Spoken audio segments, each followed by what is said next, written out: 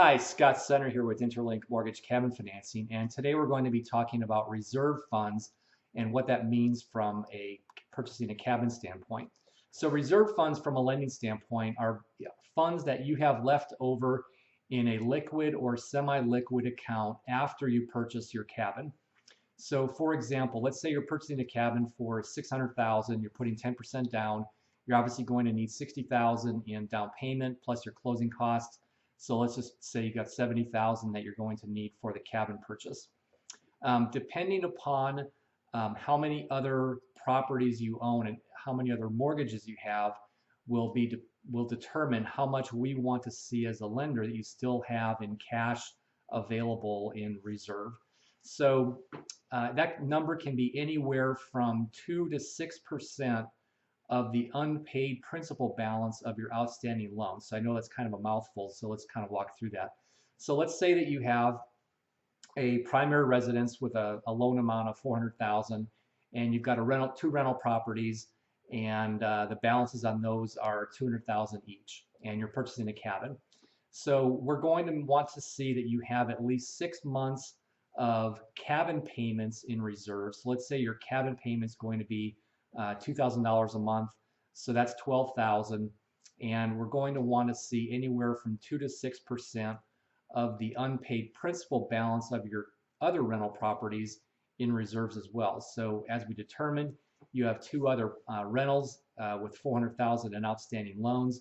So let's just say 6% of that is $24,000. So we've got $24,000 in reserves for the two rental property, $12,000 in payments for the cabin. So we're going to want to see that you have about $36,000 in reserves, either in your what's left in your checking, savings, retirement plans, 401k, IRA. All of those can be considered reserve funds. So real important distinctions. We don't need you to liquidate those accounts. We just want to see that somebody has it. So, again, that's kind of where we've had questions on. People were like, well, is that tying that money up? Is it used as collateral? No.